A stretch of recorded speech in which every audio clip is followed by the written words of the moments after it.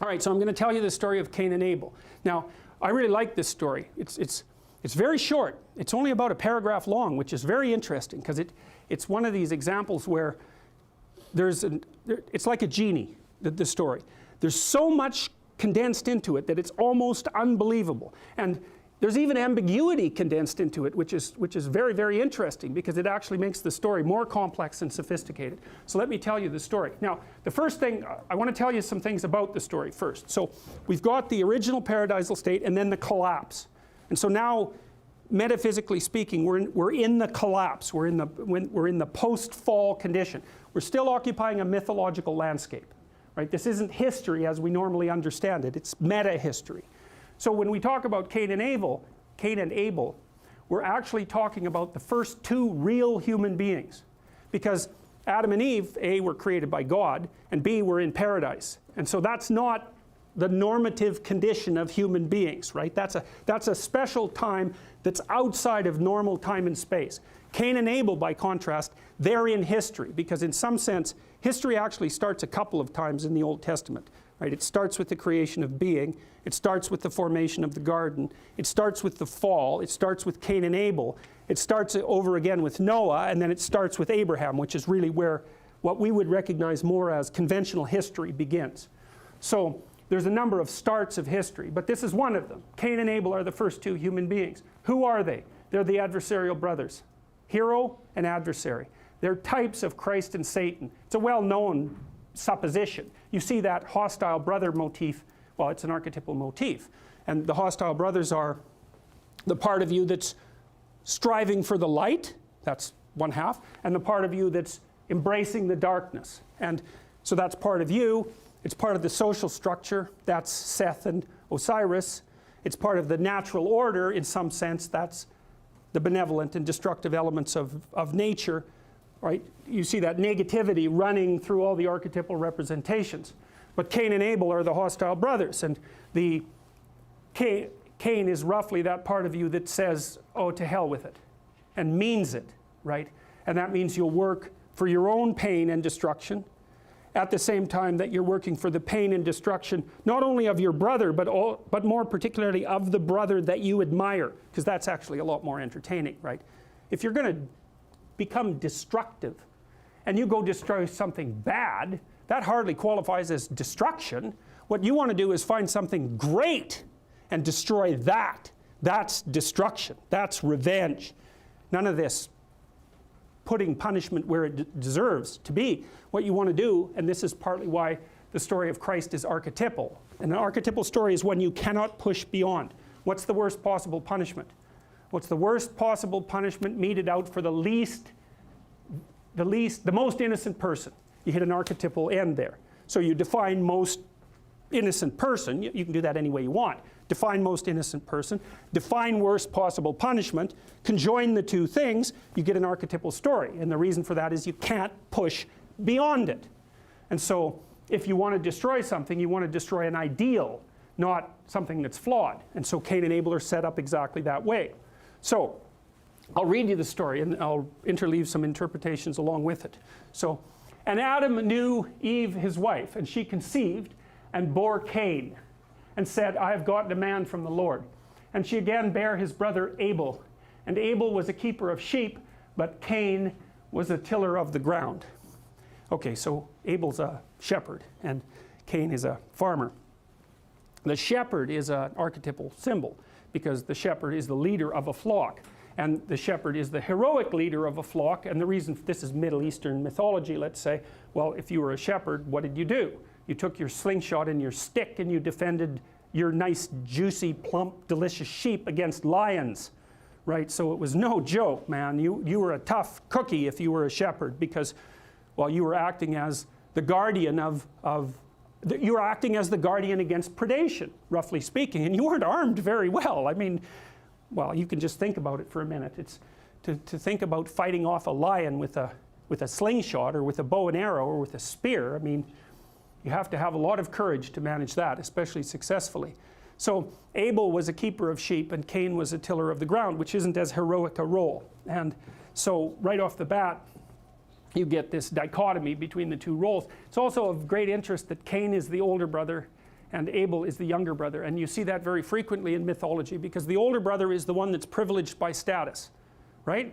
So he's got privilege, Cain, because he's the elder brother. That also means that if there are possessions to be handed down the generations, the older brother gets them. Now, interestingly enough, Cain has privilege, but he's not the one that's favored by God. And I think that's absolutely brilliant that it's set up that way, because it's actually Abel who doesn't have the right that the firstborn has, who actually turns into the person who's the proper manifestation of the ideal. It's because Cain has things given to him. You might think, well, that's great, he's privileged, what a wonderful thing for Cain. It's like, don't be so sure about that. And partly because one of the things that you'll find, because many of you will be well off when you have children, is one of the problems with being reasonably wealthy when you have children is that you deprive them of privation. Because a lot of what makes people mature is necessity.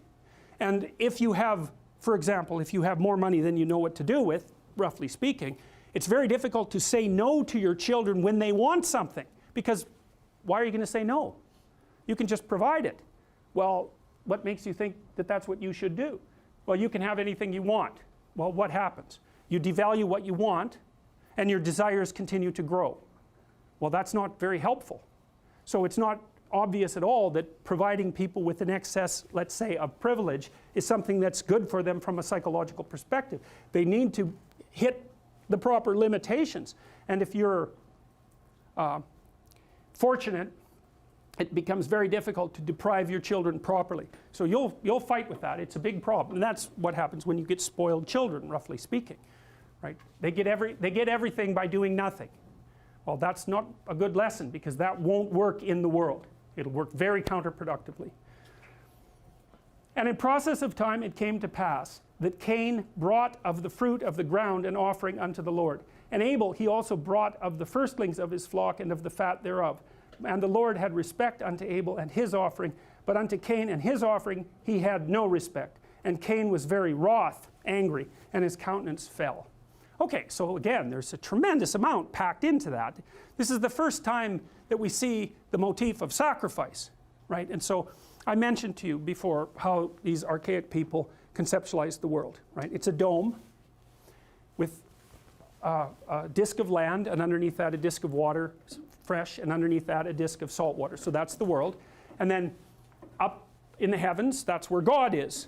And so God's up in the sky, and we talked about why that might be, and part of that is, well, when you look at the night sky, you look at what transcends your current reality, and you look at what inspires awe. So there's God exists where awe is experienced. Fine.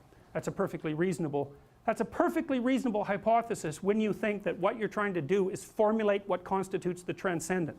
Because if you exist within a conceptual structure and you encounter that which is outside the conceptual structure, you will feel awe. And that's a combination of fear, paralysis, right? And a combination of overwhelming possibility. And you can experience that, for example, if you listen to a great piece of music. What happens? The hair on the back of your neck stands up. Why? Because you're a prey animal and you just puffed up to look bigger. That's why you have that experience. It's piloerection. And it's part of awe. So when you see a cat puff up because a big dog is in front of it, that's what the cat's feeling. It's like, oh my God, puff. Right? So when you encounter that which transcends your limited sphere of apprehension, then you experience awe. You look at the night sky, that's what happens. Music can do that. And all sorts of things that we do can evoke that sense. And so they located the transcendent value in that which inspired awe. Fine. Reasonable.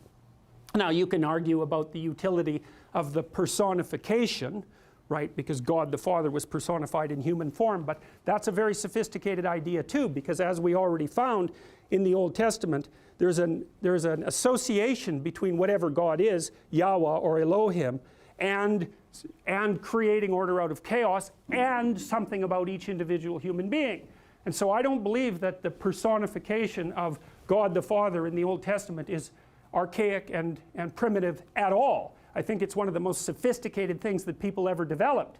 The idea is that the ultimate transcendent value is the capacity to generate order out of chaos using linguistic ability, let's say, and that each person has that as an essential element of their being. It's like argue with that, see how far you get. That is one hell of a vicious conceptualization, and I would also say it's the bedrock upon which our legal system rests.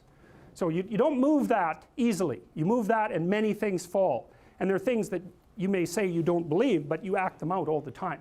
In fact, if you didn't act them out, people would set you straight very, very rapidly, because basically what other people want from you, even though they don't conceptualize it in these terms, is that you accord them the respect due the incarnation of the logos. That's exactly what it means to interact with someone properly. So you can say what you want about what you believe. It doesn't matter. What matters is what you act out.